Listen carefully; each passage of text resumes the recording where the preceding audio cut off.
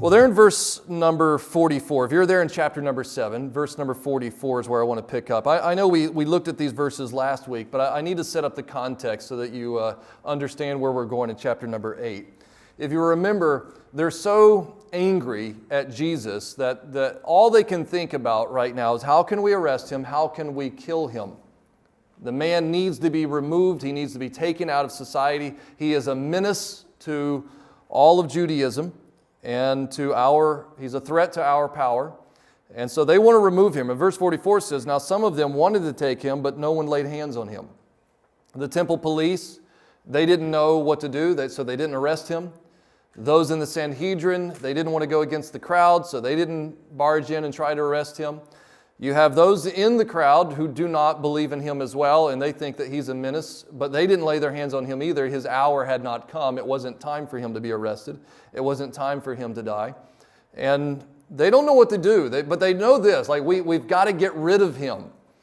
And even Nicodemus, who is part of the Sanhedrin court, the law of the land, he's arguing that if you take him and you try to do this arresting and you try to do this execution of him, that doesn't go well with the law of Moses. In fact, we would be the ones breaking the law. Let's take a break and think about this. And he gets mocked because of it in verse number 50 and 51. And as the chapter comes to an end, verse number 53, it says, and everyone went to his own house.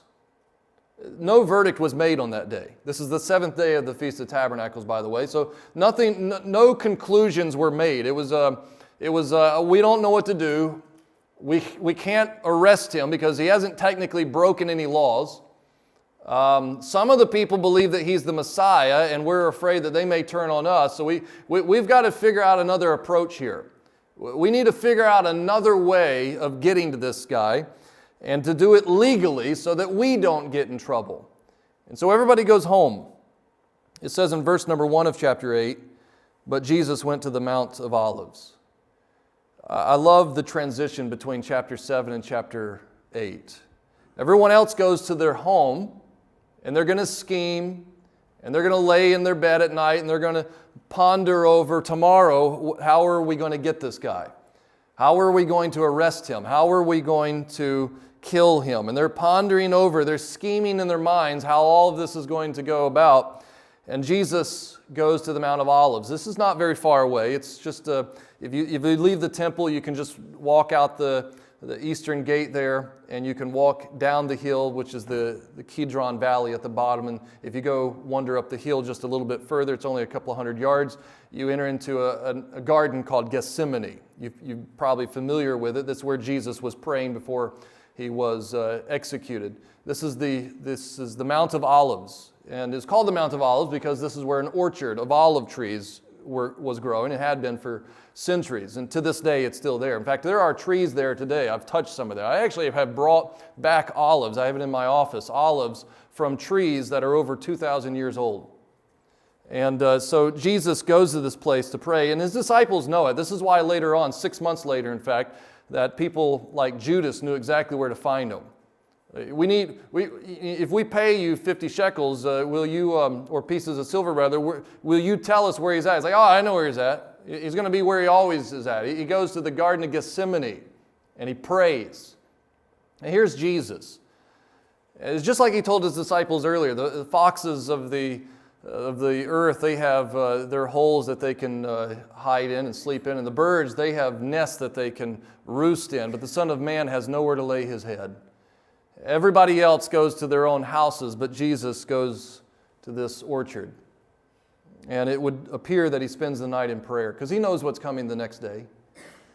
He knows that they're scheming. He knows that they're planning. He knows that they want to kill him. And so here's Jesus, this God of the universe, who is rich. And as 1 Corinthians tells us, that he was rich, but he made himself poor for us. And he has no home to go to. He has no palace and throne to sit on. He goes to the orchard and he spends the night there.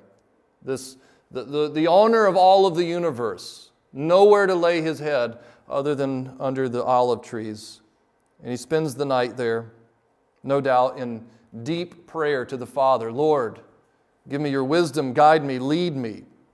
They want to kill me. Look at verse number 2. It says, now early in the morning, this is the 8th day, so the Feast of Tabernacles has now come to a conclusion, but no one's gone home yet because on the 8th day, you're still supposed to come to the temple. It's a day of rest. And so on the 8th day of the Feast of Tabernacles, early in the morning, Jesus comes again into the temple. Now think about the boldness of that move. All night long, he could have sat there on an olive tree and said, I can't go back. They're going to arrest me. They're going to kill me. The mob is going to get me. The boldness, the courage Jesus has to proclaim the day before, if any man thirst, let him come to me. I am your Messiah. I am the rightful king of this nation. And in great boldness, the very next morning, he walks back into the temple. He walks right up to the temple stairs. And it says that all of the people came to him, and he sat down and taught them. That's a position of authority. This is how, in modern times, we typically always stand and teach. But in that day and age, a lot of people would stand as they listened, and the teacher, the rabbi, he would sit and he would teach. That was the position of authority. So he comes into this congregation, this massive crowd of people. He comes right into the staircase of the temple. He sits down in front of all of these people, and they all come to him. They're not coming to the Sanhedrin anymore. They're not gathering around the high priest anymore. They're looking to him. Like, what does he have to say? He's a lot more interesting than these other guys around here. So they come to him. He sits down, and he begins to teach them. And this next section, verses 3 through 11, has often been referred to as the woman caught in adultery. Maybe even your Bible has that as a title in this section here, the woman who was caught in adultery. And that's certainly true. That takes place. That's part of the narrative story here. But that in no way is that the focus of these couple of verses. The story is not about a woman. And the story is not about this adultery. The story is about Jesus. And the focus between him and this Sanhedrin court that wants him dead. And so you could call it the woman caught in adultery. I like to call this section the Messiah caught in the trap. Because that's technically what is going on here. They're trying to trap him. They're trying to catch him in such a way where they can legally condemn him to death. Because they haven't figured out any way to capture him, to arrest him in a legal way that they can get away with. And so verse number 3 says this, then the scribes and the Pharisees. I'm not going to take the time to explain these two parties. You'll learn more about them, I suppose, in the future. We'll just say this. Scribes are lawyers. They are biblical lawyers. They are Mosaic lawyers. But they're also lawyers in the oral law of the Jewish people. They know what all of the rabbis of the past have said and thought and commentated on the law of Moses, and they've memorized all of that. They know the Pentateuch, which is the first 5 books of the Bible. In fact, by the age of 12, they have memorized it and could quote it. And they are those who have been hired by society to give the insight and the opinion and the thought of what the law says. You could say they're kind of like the Supreme Court. They are the ones that give the interpretation of the law that everyone else, when they hear them, they say, okay, the scribes have spoken. This is what the law means. This is what we should do. And the Pharisees were your lay religious leaders. Typically not part of the Levite tribe, typically not part of the priestly heritage. These were, generally speaking, your laymen in the community, blue-collar workers, but they were very zealous about the law. They were very zealous about teaching the Bible. They were very zealous about Judaism and maintaining the Hebrew way of living. As the Greco-Roman Empire was continuing to tear apart Judaism and the Jewish way, the Hebrew way of living, you had the Pharisees who were passionate about saying, no, we're going to eat this way, and we're going to dress this way, and we're going to live this way, because this is what we have always done, and we're not going to let Rome remove it from us. And so you have these two groups here, these scribes and these Pharisees, and many of the scribes were Pharisees themselves. Pharisees they were loved and embraced. There wasn't many of them. In the time of Christ, probably no more than 5,000 to 6,000 Pharisees that lived all throughout the land of Israel. That's an estimate given by a man named Josephus. He was a first century historian. So not a very large group of individuals, but they had sway with the people.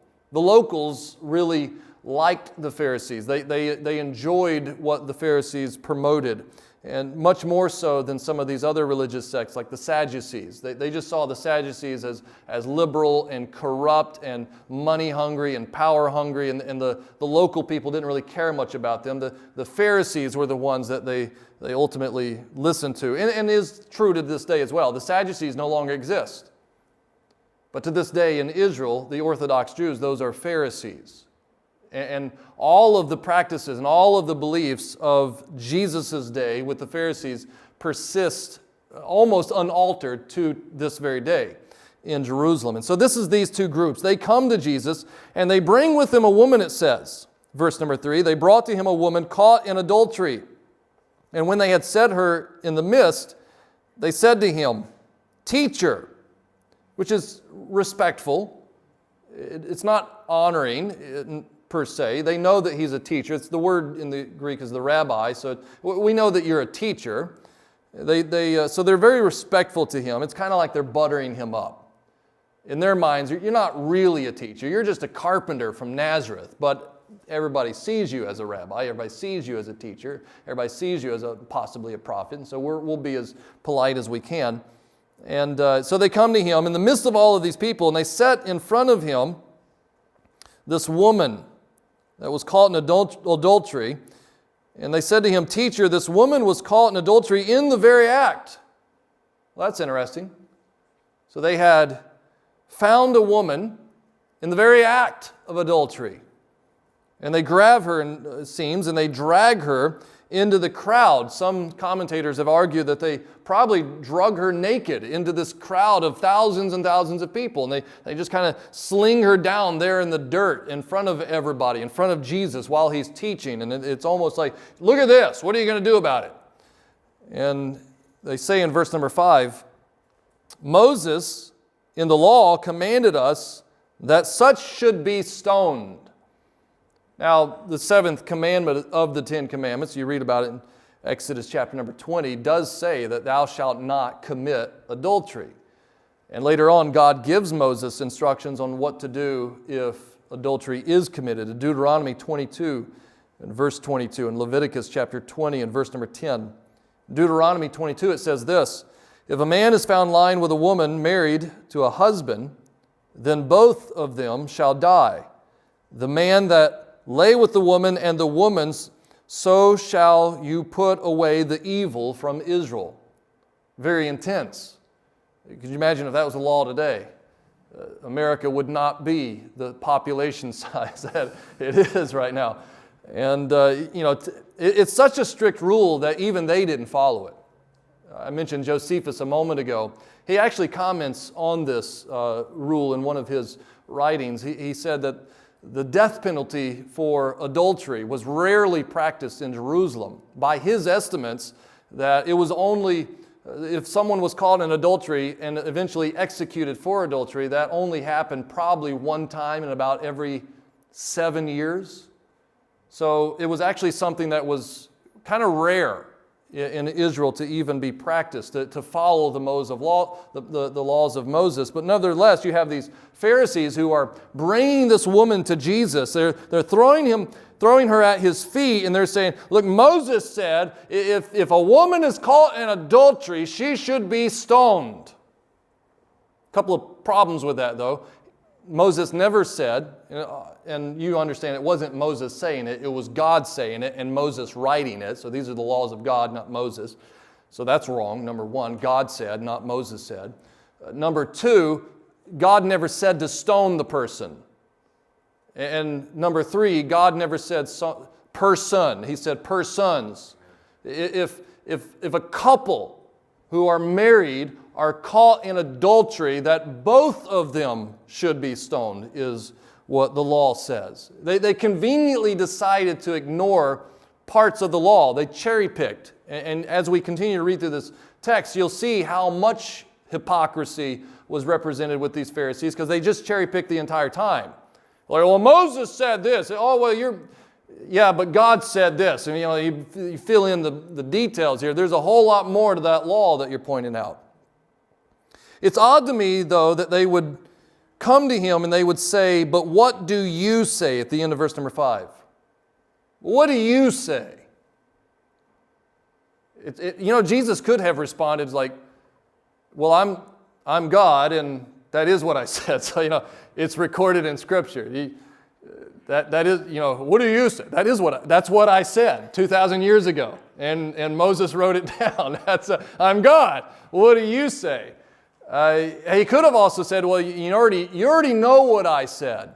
I've already told you these things as I was preaching to you earlier on the Sermon on the Mount. I talk about these things." But what I find this odd is why they would come to him to begin with. Why would they come to Jesus and say, "Here's a legal matter, one that possibly is going to lead to capital punishment. What are you going to do?" is what they're asking. What are you going to do? Well, that's very odd, because Jesus was not a Levite, nor was he part of the ruling class. He did not have the position in society to make those decisions. Jesus, by law, could not condemn anyone to death, nor could they, because that was not under any Jewish person's jurisdiction to be able to do that, because capital punishment was reserved for the Roman Empire to make that decision. And it was the governors who were positioned in those regions who would ultimately make the verdict on whether or not someone was going to be executed. So not even they could make that decision, but now they're asking him, "What are you going to do? Are you going to follow the Mosaic law and condemn this person to death?" Knowing full well that not even they could do that, legally speaking. Jesus was not from their jurisdiction. You got to remember, Jesus lived in the Galilean region, which is a different district and under different legal guidelines. And they know that. This, as we saw in chapter number 7, they keep picking fun of the fact that he's a Galilean, that he lives in Galilee. He is not under their jurisdiction. He cannot make verdicts or determine laws for them in Jerusalem. That's not his territory to do that. And yet, they're still asking him, "What are you going to do?" And quite frankly, when they look at Jesus, they just see him simply as nothing more than an ignorant carpenter from the hill country of Nazareth, who is coming here and pestering people by preaching and teaching laws that they presume he knows nothing about. Why would they go to him? That's the big question. Why do what you're doing? Why bring this woman before someone that you do not believe can do what you're asking him to do? Well, the answer to that question is verse number 6, where it says, "This they said, testing him, that they might have something of which to accuse him." That's all they want. They just want something. Something that they can accuse him with. Something that they can arrest him with. Something that he says or does that is worthy of being arrested. And the Greek word there for testing means, in the Greek, to entice to sin. They're trying to entice him to do something wrong. That's the whole point here. Has nothing to do with the woman, has nothing to do with Moses' law, has nothing to do with justice, has nothing to do with adultery, has everything to do with how can we arrest him. And as they went home the night before, they lay in their beds and they scheme and they ponder. No doubt it seems one of the Pharisees had an epiphany. He's like, "I got it. I know exactly what to do. I know how to trap him. I know, okay," he gets all the, "here's what we're going to do. So listen to me, this will work. If we get a woman who had committed adultery and we bring him before him and we say, 'Moses said this in the law, what do you say?' And if he says no, don't stone her, then that breaks Roman law. And of course the people are following him, so they're going to go, 'Yeah, that's what we ought to do, stone her.' And they're going to take her outside of the temple walls, they're going to take her outside of the city walls, and they're going to stone her. And then the Roman governor is going to go, 'Wait a minute, what's going on here? Who said you could murder this lady? Who said you could bring about capital punishment?' And all of us will go, 'Oh, wasn't me. I didn't do it. Him. Jesus did that. He's a menace to society. You should arrest him. You should put him in jail. He's a bad guy.' So if he says no, we're good. We can get him on legal charges for breaking Roman law. Now, if he says yes, Or if he says yes, then that's what. But if he says no, we'll get him in trouble too. Because then he'll be violating Mosaic law. And we could just look to all of the people and say, see, I told you. He's not a real prophet. He's not really from God. If he were really from God, he wouldn't break God's laws. If he were really from God, he would endorse the things that God endorses. He would stand by the words of God. He wouldn't violate God's truth. He would embrace God's truth. And so they scheme and they think and they ponder until they have this epiphany that we know exactly how we can legally get him. But as you know how these things often go with Jesus, he is so much wiser than they are. He is always a step ahead of them.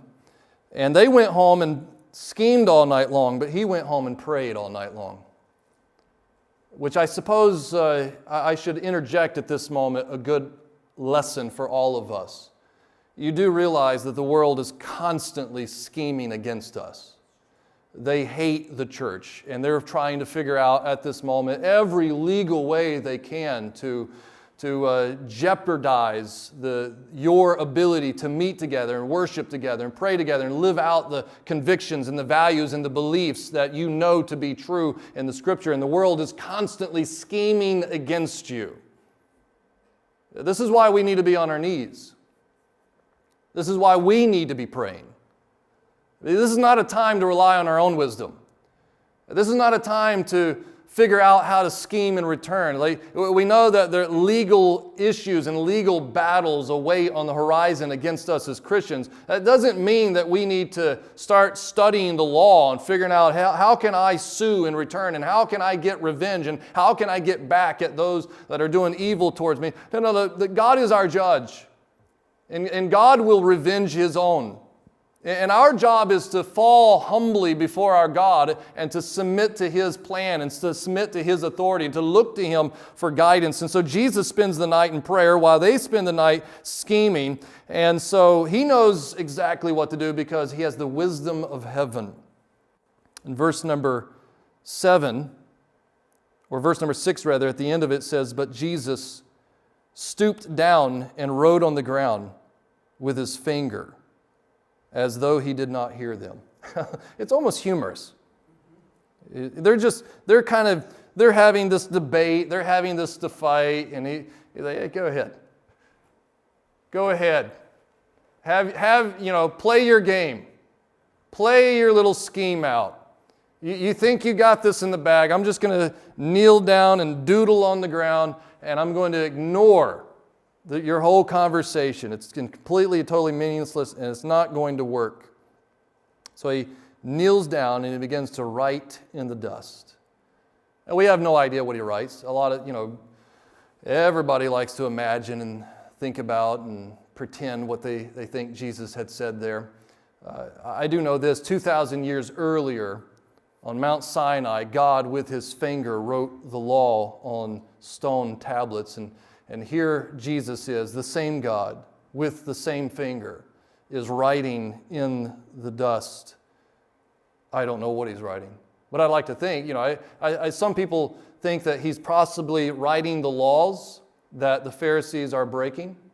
Some people have imagined that maybe He's writing the names of those Pharisees and then listing off their sins.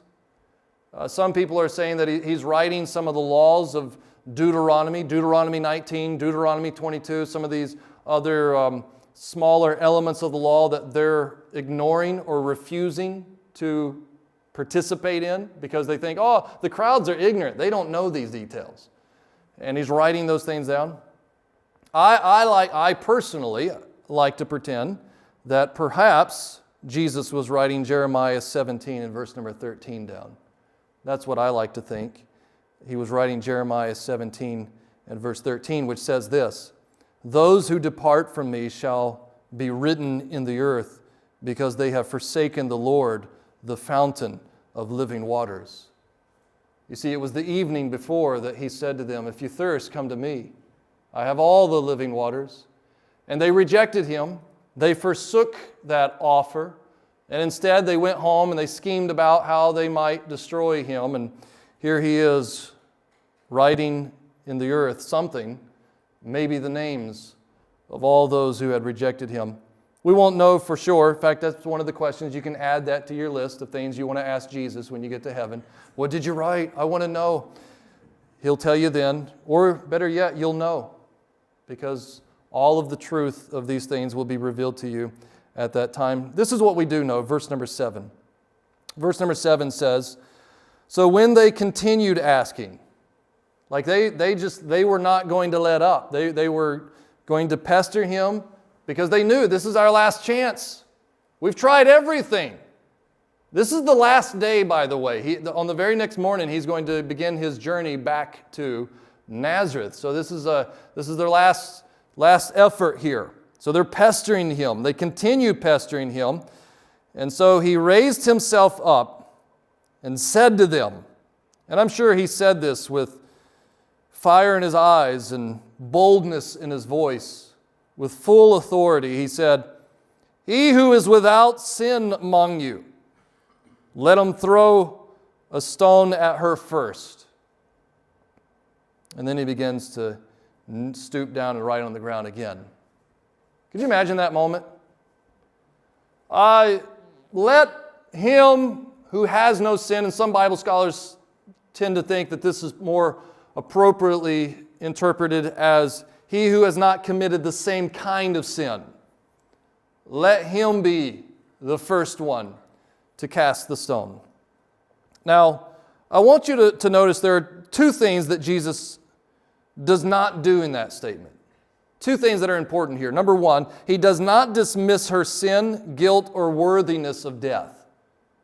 When Jesus says, he who is without sin among you, let him cast the first stone, he in no way says that she's not sinful, or that she's not guilty, or that she's not worthy of being executed for her crimes. He's not saying that at all. In fact, he says, you who are qualified to stone her, cast the first stone. And also, he does not condemn her to death for her sin. He doesn't say, just pick up stones and start throwing. He doesn't condemn her. And you have to ask the question, why? Clearly, in the Mosaic law, clearly God had said, if they're caught in this adulterous crime, that they need to be stoned or they need to be executed. Why does he not say that? Why does he not condemn her? Well, that's because Jesus knows the law.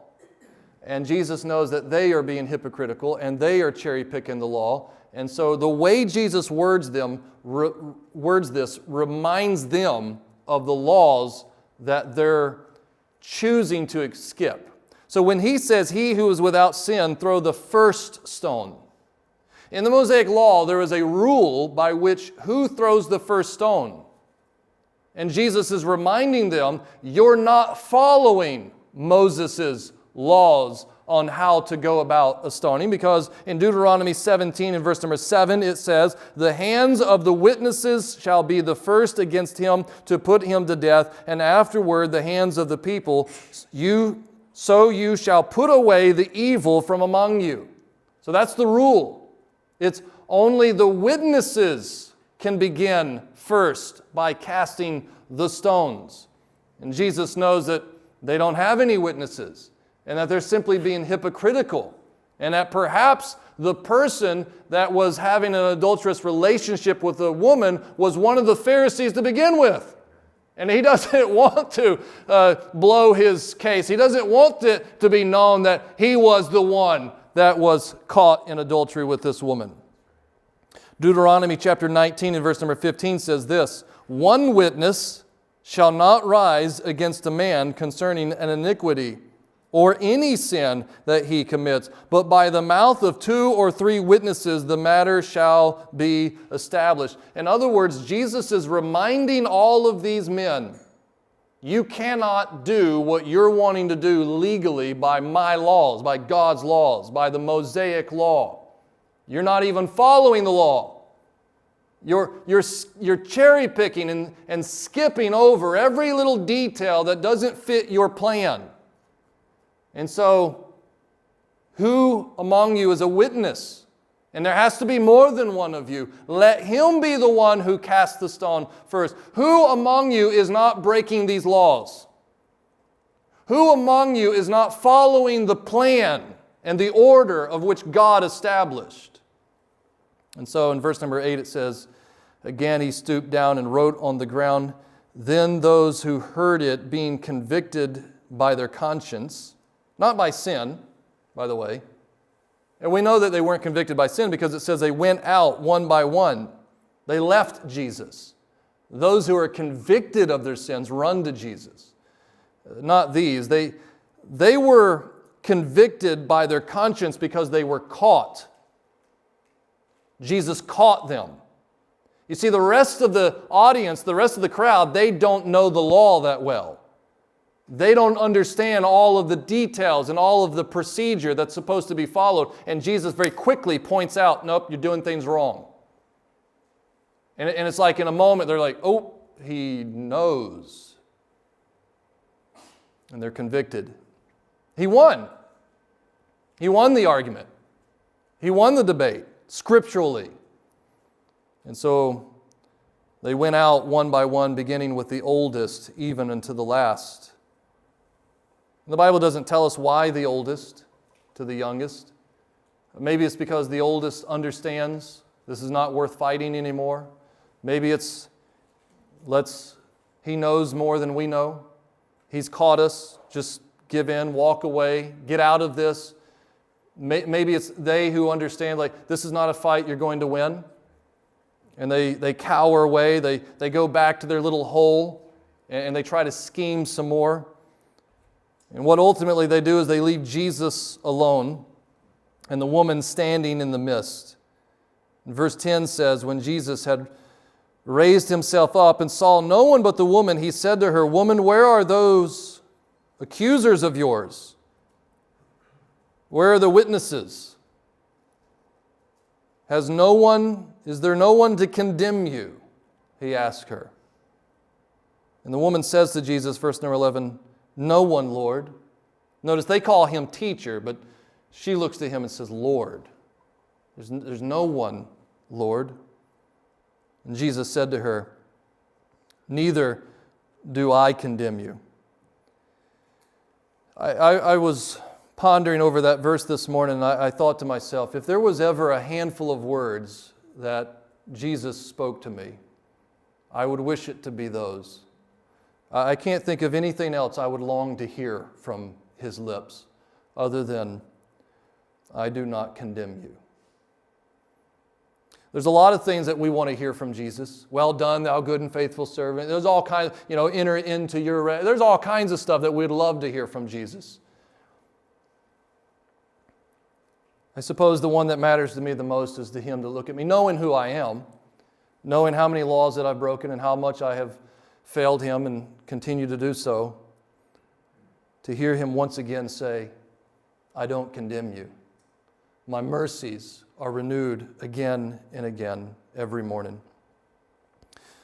In verse number 11 here, a lot of people would look at this and say, this is contradictory to the law. He's breaking the law of Moses. She should have been condemned. She should have been stoned. But I want you to understand that Jesus is not breaking the law of Moses, and he is not setting aside sin. He's not belittling her guilt. He is not belittling her judgment. What he's saying is, I don't condemn you. And he says the same thing to you. I don't condemn you.